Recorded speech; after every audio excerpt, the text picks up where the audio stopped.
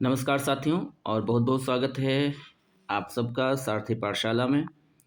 CTET परीक्षा 2026 के लिए आज हम लोग संस्कृत भाषा में महत्वपूर्ण गद्यांश की चर्चा करने वाले हैं। तो चलिए हम सबसे पहले बात करते हैं कि गद्यांश का भावार्थ क्या है। सबसे पहले हम भावार्थ को समझेंगे, तत्पश्चात उस पर आधारित जो भी प्रश्न होंगे उनकी चर्चा करेंगे।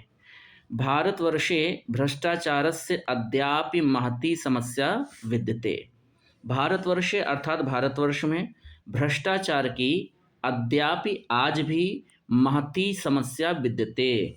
महती मतलब बहुत बड़ी समस्या विद्यमान है। भारतवर्ष में भ्रष्टाचार की आज भी बहुत समस्या विद्यमान है। वस्तुतः वास्तव में भ्रष्टाचारस्य बीजवपनं तु वास्तव में भ्रष्टाचार का जो बीज वपन हुआ, भ्रष्टाचार का जो बीज पड़ा वो कब पड़ा, तो आंग्ल प्रशासन अंतर्गतम एव आसीत। वास्तव में भ्रष्टाचार का बीज वपन आंग्ल प्रशासन के अंतर्गत ही हो गया था। अर्थात जो अंग्रेजी प्रशासन था, अंग्रेजी सरकार थी, उस सरकार के कार्यकाल में ही भ्रष्टाचार का बीजारोपण हो गया था। भ्रष्टाचार बलाद एव भ्रष्टाचार के बल से ही ब्रिटिश ब्रिटिश सरकार ने भ्रष्टाचार के बल पर ही ब्रिटिश सरकार ने भारतवर्षे राज्यम कर्तुम अशक्नोत, भारतवर्ष में राज्य कर पाई। परंतु एषासा आसीद, किंतु ऐसी आशा थी, यत कि स्वतंत्रतां प्राप्य भारतवर्षम भ्रष्टाचार मुक्तम राष्ट्रम भविष्यति। आशा ऐसी की गई थी कि स्वतंत्रता को प्राप्त करके भारतवर्ष भ्रष्टाचार से मुक्त राष्ट्र हो जाएगा।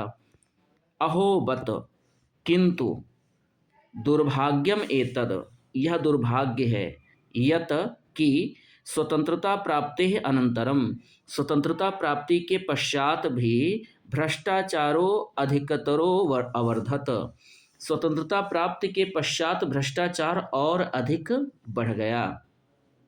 अहोबत दुर्भाग्य में तद, किंतु यह दुर्भाग्य है कि हमने सोचा था कि जब स्वतंत्रता मिलेगी तो भ्रष्टाचार से भी मुक्ति मिलेगी, किंतु दुर्भाग्य यह है कि स्वतंत्रता प्राप्ति के पश्चात भ्रष्टाचारो अधिकतरो अवर्धत, भ्रष्टाचार और अधिक बढ़ गया।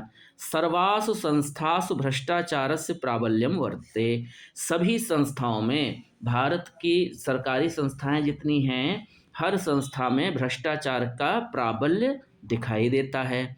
उत्कोचम विना तो कस्याप नियतम अपि कार्यम न भवति। उत्कोचम बिना, उत्कोच के बिना, रिश्वत के बिना, कस्याप नियतम अपि, कोई भी निर्धारित कार्य भी नहीं होता है। जो कार्य निर्धारित होता है, जिसे सरकारी संस्थाओं को करना होता है आवश्यक रूप से, उस कार्य को भी सरकारी संस्थाएं बिना रिश्वत के नहीं करती हैं। एक खलु प्रशासने अधिकारिणः सन्ति, जो हमारे प्रशासन में अधिकारीगण हैं, ते उच्चैः शिक्षिताः सन्ति, वे सब उच्च शिक्षित हैं। परंतु तेषां व्यवहारे तो शिक्षायाः विपरीतः एव प्रभावः संजातः, किंतु उन अधिकारियों के संस्कार शिक्षा के विपरीत हैं। हमारे जो सरकारी संस्थाओं के अधिकारी हैं वे सब उच्च शिक्षित हैं, किंतु व्यवहारे तो शिक्षायाः विपरीतः एव प्रभावः संजातः, किंतु उनके व्यवहार में शिक्षा का विपरीत प्रभाव दिखाई देता है। एतत् मन्यते, अब विपरीत प्रभाव क्या है? एतत् मन्यते, यह माना जाता है, यत कि शिक्षां प्राप्य जनः संस्कार युक्तो भवति, ऐसा माना जाता है कि शिक्षा को प्राप्त करके व्यक्ति संस्कार युक्त होता है। आत्मनः च आचारेण, और अपने आचरण से अन्यान शिक्षयति, दूसरों को शिक्षित करता है। यह माना जाता है कि शिक्षा को प्राप्त करके व्यक्ति संस्कारवान बनता है और अपने आचरण से दूसरे लोगों को भी शिक्षित करता है, और इस प्रकार से वह व्यक्ति आदर्श समाज से च निर्माता भवति, एक आदर्श समाज का निर्माता होता है। परंतु एतत् अवलोक्यते, किंतु यहाँ तो हम यह देख रहे हैं कि यत उच्च शिक्षिताः एव जनाः, परंतु यहाँ तो हम यह देख रहे हैं कि जो उच्च शिक्षित लोग हैं वे लोग ही भ्रष्टाचार से नवीनान उपायान अन्विष्यन्ति।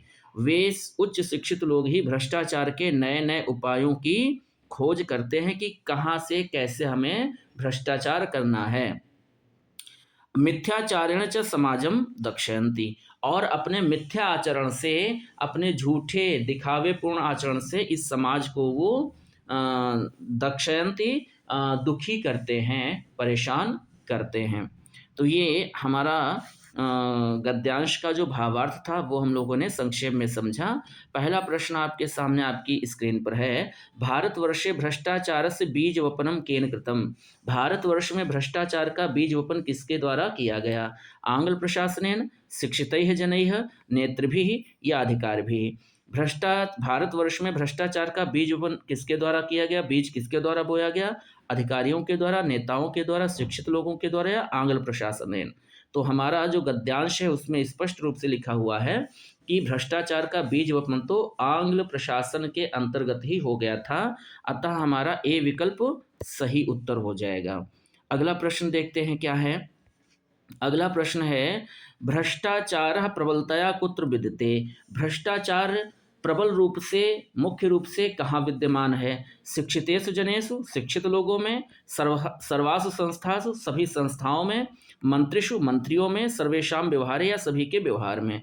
तो गद्यांश के अनुसार हमको पता है कि भ्रष्टाचार प्रबलता से कहाँ विद्यमान है? सर्वासु संस्थासु। बी विकल्प सही उत्तर हो जाएगा। अगला महत्वपूर्ण प्रश्न, तीसरा प्रश्न इस गद्यांश पर आधारित, भ्रष्टाचार शब्दे कः समासः विद्यते।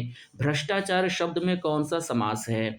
षष्ठी तत्पुरुष है, द्वंद्व है, कर्मधारय है या द्विगु है? तो भ्रष्टाचार का विग्रह अगर हम देखें तो इसका विग्रह होता है भ्रष्टः तत् आचारः। ठीक है, भ्रष्टः तत् आचारः, भ्रष्ट है जो आचार।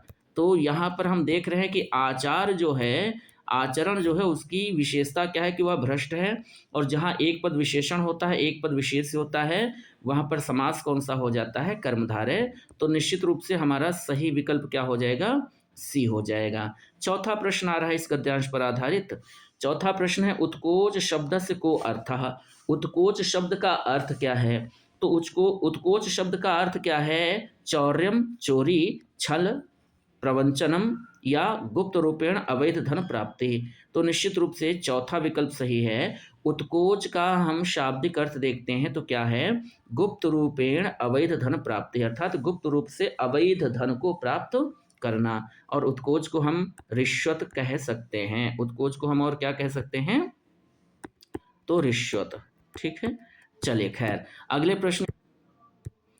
प्रश्न क्या है? अगला प्रश्न आपके सामने, निम्नलिखितेषु क्रियारूपेषु कर्मवाच्यस्य रूपम किम अस्ति। निम्नलिखित क्रिया रूपों में से कर्मवाच्य रूप कौन सा है? निम्नलिखित क्रियापद दिए हैं, इनमें से बताना है कि कर्मवाच्य का रूप कौन सा है, कौन सी क्रिया कर्मवाच्य के अनुसार प्रयुक्त हुई है? विद्यते, अवर्धत, अशक्नोत या मन्यते। तो गद्यांश में हमने एक वाक्य पढ़ा था, एतन मन्यते, ऐसा माना जाता है। तो यहाँ पर मन्यते जो चौथा विकल्प है ये सही उत्तर हो जाएगा इस प्रश्न का। डी विकल्प सही है, मन्यते कर्मवाच्य का रूप है। अगला महत्वपूर्ण प्रश्न, प्रशासन इत्यस्य निर्मिति केन प्रत्ययेन भवति। अब प्रत्यय से संबंधित प्रश्न है। आपको बताना है कि प्रशासन इस शब्द की निर्मिति या इस शब्द का निर्माण किस प्रत्यय के द्वारा हुआ है? क्या इसमें घई प्रत्यय प्रयुक्त हुआ है, अन प्रत्यय प्रयुक्त हुआ है, ल्युट प्रत्यय या फिर सन प्रत्यय?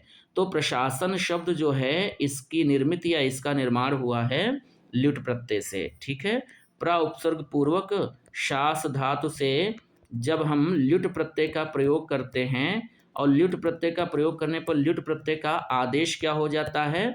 अन हो जाता है या भाववाचक संज्ञा बनाता है। तो प्रशासन शब्द जो है इसका निर्माण हुआ है किसके द्वारा? ल्युट प्रत्यय के द्वारा। सी विकल्प हमारा सही उत्तर है।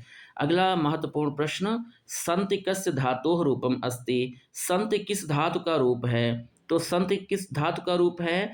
अस धातु का रूप है या भू धातु का रूप है, सद धातु का रूप है या सन धातु का रूप है? तो संति, अस्ति, स्था, संति, ये जो रूप बनते हैं किस धातु के द्वारा बनते हैं? अस धातु के द्वारा। ए विकल्प सही उत्तर। अगला प्रश्न, प्रभाव शब्दस्य निर्मितिः केन प्रत्ययेन भवति। फिर से प्रत्यय का प्रश्न है और पूछा जा रहा है कि जो प्रभाव शब्द है, यह प्रभाव शब्द किस प्रत्यय के द्वारा बनता है। तो भू धातु से जब हम घय प्रत्यय का प्रयोग करते हैं तो शब्द बनता है भाव, और उसके पहले प्र उपसर्ग जोड़ दिया तो क्या बना, प्रभाव। निश्चित रूप से यहाँ हमारा सही उत्तर क्या हो जाएगा, सी, घय प्रत्यय सही उत्तर है। अगला गद्यांश पुनः आपके सामने है और इस गद्यांश के भावार्थ को हम समझते हैं संक्षेप में, तत्पश्चात इस पर आधारित प्रश्नों को देखते हैं। एकस्मिन् ग्रामे एकः निर्धनः कृषकः वसति स्म। एक गांव में एक निर्धन किसान रहता था। स स्वल्प भूखंडस्य स्वाम्यासीत। वह छोटे भूखंड का, भूखंड मतलब जमीन का, वह थोड़ी सी जमीन का स्वामी था। परंतु तस्य प्रतिवेशी विस्तृत भूखंडस्य स्वाम्यासीत। किंतु जो उसका प्रतिवेशी था, प्रतिवेशी मतलब पड़ोसी, वह विस्तृत भूखंड का स्वामी था, अर्थात उसके पास बहुत अधिक जमीन थी। अस्मात् कारणात् एव प्रतिवेशी धनवान आसीत। और इस कारण से जो उस किसान का पड़ोसी था, प्रतिवेशी था, वो धनवान था। सह स्वयं कृषि कार्यम न अकरोत। अब पड़ोसी जो था, बहुत सारी उसके पास जमीन थी, बहुत धनवान था, तो इस कारण से वह स्वयं कृषि कार्यम न अकरोत, वह स्वयं कृषि कार्य नहीं करता था।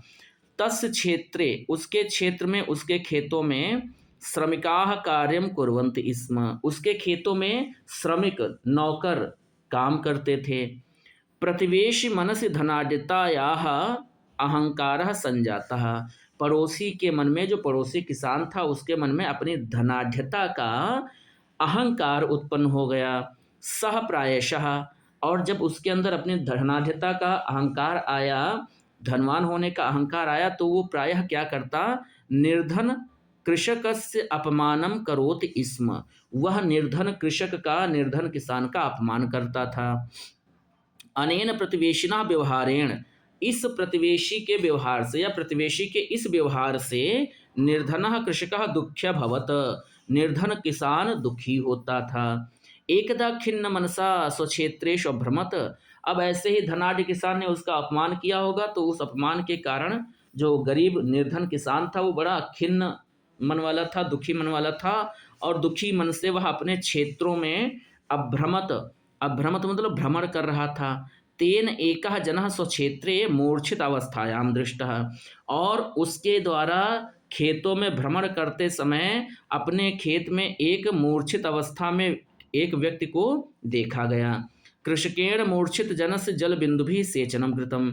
उस निर्धन किसान ने उस मूर्छित व्यक्ति का जल बिंदुओं से सिंचन किया, मतलब उस पर पानी के छींटे मारे। कृषकस्य तत्प्रयासेन मूर्छित जनः संज्ञा लब्धवान। और किसान के उस प्रयास से मूर्छित व्यक्ति को संज्ञा प्राप्त हुई, मतलब उसको चेतना वापस मिली, वह मूर्छा से बाहर आया। तो ये भावार्थ हो गया इस गद्यांश का। पहला प्रश्न क्या है उसको हम लोग देखते हैं। पहला प्रश्न है, स्वल्प भूखंड से स्वामी कह आसीत। स्वल्प भूखंड का, छोटे भूखंड का स्वामी कौन था, निर्धन कृषक, धनाढ्य कृषक, मूर्छित जना या प्रतिवेशी। तो स्वल्प भूखंड का स्वामी कौन था, हम अभी गद्यांश में पढ़ चुके हैं, निर्धन किसान, इसलिए हमारा सही उत्तर क्या हो जाएगा, ए, पहला विकल्प सही है। दूसरा प्रश्न आपके सामने है, कृषकः कस्य व्यवहारेण दुखी अभवत। किसान किसके व्यवहार से दुखी हुआ था, श्रमिक के व्यवहार से, प्रतिवेशी के व्यवहार से, आगंतुक व्यक्ति के व्यवहार से, या मूर्छित के व्यवहार से। तो किसान किसके व्यवहार से दुखी हुआ था, किसान दुखी हुआ था प्रतिवेशी के व्यवहार से। बी विकल्प सही उत्तर हो जाएगा। अगला महत्वपूर्ण प्रश्न, महत्वपूर्ण प्रश्न कह रहा है, प्रतिवेश मनस इत्यत्र कः समासः विद्यते। प्रतिवेशी के मन में कौन सा, इस पद में कौन सा समास है। तो प्रतिवेशी, प्रतिवेश मनसी, इसका अगर हम विग्रह करेंगे तो प्रतिवेशी के मन में ये विग्रह होगा, और काकी के चिन्ह आ रहा है दो पदों के मध्य में, और काकी के चिन्ह जहाँ पर होते हैं वहाँ पर समास होता है षष्ठी तत्पुरुष। तो निश्चित रूप से सही उत्तर हो जाएगा बी। अगला प्रश्न है, धनाढ्यता यह इत्यस्मिन् पदे का विभक्ति वर्तते। धनाढ्यता यह, इस पद में विभक्ति कौन सी है। तो जो मूल शब्द है वो क्या है, मूल शब्द है धनाढ्यता, ठीक है, धनाढ्यता। और धनाढ्यता शब्द जो है ये क्या है, आकारांत स्त्रीलिंग है, इसके अंत में बड़े आ का स्वर है और ये स्त्रीलिंग है। अब इसके रूप चलेंगे लता की तरह, जैसे हम लोग लता के रूप पढ़ते हैं लता लते लताह, वैसे ही इसके रूप चलेंगे। अब लता का रूप पंचमी और षष्ठी दोनों विभक्तियों में एक वचन में बनता है लतायाह। क्या बनता है, लतायाह। वैसे ही यहाँ पर धनाढ्यता याह जो रूप है ये पंचमी में भी बनेगा और षष्ठी में भी बनेगा। अब हम चौथा या तीसरा विकल्प ऐसा है नहीं कि ए और बी दोनों सही, तो हम इसमें दोनों में से किसे चुनेंगे। तो अब हम देखेंगे कि धनाढ्यता याह का प्रयोग किस अर्थ में इस गद्यांश में हुआ है। तो आपको याद होगा कि प्रतिवेशी किसान जो था, पड़ोसी किसान जो था, उसके मन में धनाढ्यता का अहंकार उत्पन्न हुआ था। तो काकी के चिन्ह आ रहे हैं, अतः हम कह सकते हैं कि यहाँ पर विभक्ति कौन सी हो जाएगी, षष्ठी हो जाएगी। ठीक है, ये धनाढ्यता यह वैसे पंचमी का भी रूप है, षष्ठी का भी है, लेकिन इसका प्रयोग षष्ठी के अर्थ में हुआ है, इसलिए सही उत्तर बी विकल्प है, षष्ठी। अगला प्रश्न, अकरोत इत्यस्मिन् पदे कः लकारः विद्यते। अकरोत इस पद में कौन सा लकार है। अकरोत में लकार बताना है। तो अकरोत में लट लकार है क्या, लुंग लकार है, लंग लकार है या लिट लकार है। तो हमें ध्यान रखना है कि जहाँ पर भी धातु के पहले उपसर्ग लग जाता है, ठीक है, और अंत में हलंत ता होता है, वहाँ पर लकार कौन सा होता है, लंग लकार। लंग लकार मतलब भूतकाल। हम जैसे पठ धातु के रूप पढ़ते हैं तो पठत पठता पठंती वर्तमान काल में लट लकार में होता है, लेकिन जब हम लंग लकार में पहुंचते हैं तो पठ धातु के पहले आ उपसर्ग जोड़ते हैं और अंत में अत प्रत्यय जोड़ते हैं, तो रूप क्या बनता है, अपठत। वैसे ही क्री धातु का रूप बनेगा अकरोत अकुरुताम अकुरवन। तो अकरोत शब्द जो है, ये अकरोत क्रियापद जो है ये किस लकार का है, ये लंग लकार का है। तो निश्चित रूप से यहाँ हमारा सही उत्तर क्या हो जाएगा, लंग लकार हो जाएगा। अगला प्रश्न, अनेन इत्यस्मिन् पदे किम प्रतिपादिकम। अगला प्रश्न कह रहा है कि अनेन इस पद में क्या प्रातिपदिक क्या है। प्रातिपदिक कहते हैं मूल शब्द को, जो मूल शब्द होता है मूल शब्द को ही हम प्रातिपदिक कहते हैं। तो जो हमारा अनेन शब्द है इसमें मूल शब्द क्या है, ये किस शब्द के द्वारा बना है। तो अनेन शब्द बना है इदम के द्वारा। तो हमारा सही उत्तर क्या हो जाएगा, ए विकल्प सही उत्तर हो जाएगा। 15वां प्रश्न, और 15वां प्रश्न है, क्षेत्रेषु भ्रमत इत्यत्र कः संधि विद्यते। क्षेत्रेषु भ्रमत इस पद में संधि कौन सी है। तो संधि कौन सी है, 4 विकल्प दिए हैं, यण संधि, गुण संधि, वृद्धि संधि या हल संधि। हल संधि किसको कहते हैं, व्यंजन संधि को कहते हैं। जहाँ व्यंजन वर्णों में मेल होता है और उनके मेल से विकार उत्पन्न होता है उसको व्यंजन संधि कहते हैं। ठीक है, वृद्धि संधि क्या होती है, जब आ के बाद ए आता है, आ और ए मिलकर के क्या बनते हैं, ऐ बनते हैं, या आ और ओ मिलकर के औ बनते हैं। गुण संधि में क्या होता है, आ प्लस ई बराबर ए, आ प्लस उ बराबर ओ, आ प्लस री बराबर अर, और आ प्लस री बराबर अल हो जाता है। और यण संधि का नियम है कि जब ई के बाद कोई असमान स्वर आता है, ई का या हो जाता है, ऊ के बाद कोई असमान स्वर आता है, ऊ का क्या हो जाता है, वाह हो जाता है। अब देखिए क्षेत्रेषु भ्रमत है और यहाँ पर हमें बीच में वाह दिख रहा है, वाह दिख रहा है मतलब ऊ की जगह पर वाह आदेश हुआ है, और इस आधार पर हम कह सकते हैं ये यण संधि का उदाहरण है। अच्छा, अगर इसका संधि विच्छेद पूछा जाए तो इसका संधि विच्छेद क्या होगा, वह भी देख लेते हैं। इसमें 2 शब्द हैं, क्षेत्रेषु प्लस अभ्रमत। ठीक है, क्षेत्रेषु प्लस अभ्रमत। क्षेत्रेषु मतलब क्षेत्रों में, खेतों में, अभ्रमत मतलब भ्रमण करते हुए। अब यहाँ देखिए क्षेत्रेषु में अंत में ऊ का स्वर है और ऊ के बाद असमान स्वर आ आया है, तो ऊ का क्या हो गया है, ऊ का हो गया है वाह। और यह नियम बताता है कि यहाँ पर संधि कौन सी हो जाएगी, यण संधि। अर्थात हम कह सकते हैं कि सही उत्तर हमारा क्या है, ए है। तो ये 15 प्रश्न थे सीटेट में जो गद्यांश या पद्यांश आते हैं अपठित के अंतर्गत, और 15 नंबर का अपठित पूछा जाता है, 15 नंबर की पेडागोजी पूछी जाती है। तो हमने 15 नंबर का जो अपठित वाला पोर्शन है उसको आज हम लोगों ने जाना, समझा और देखा। अपठित हमारे 2 आते हैं और 2 अपठित से 15 प्रश्न पूछे जाते हैं। हमने 15 प्रश्न देखे। उम्मीद करते हैं ये गद्यांश और ये सभी प्रश्न आपको भली भांति समझ में आए होंगे। अगर किसी प्रश्न में किसी शब्द को लेकर या उत्तर को लेकर कोई अ, भ्रम है, कोई दिक्कत है, तो आप कमेंट बॉक्स में कमेंट करके ज़रूर बताइएगा। और क्लास आपको कैसी लगी ये भी बताइएगा। अगर क्लास अच्छी लगी हो तो आप हमें सब्सक्राइब कीजिएगा अगर आप नए दर्शक हैं हमारे, और लाइक कीजिएगा तथा अपने जो भी इष्ट मित्र हैं अगर सीटेट की तैयारी कर रहे हैं तो उन तक इस क्लास को शेयर ज़रूर कीजिएगा। हम पुनः मिलेंगे ऐसे ही महत्वपूर्ण गद्यांश के साथ यथाशीघ्र। तब तक आप अपना ध्यान रखिए और पढ़ते रहिए, हँसते रहिए, मुस्कुराते रहिए। बहुत-बहुत धन्यवाद। नमस्कार।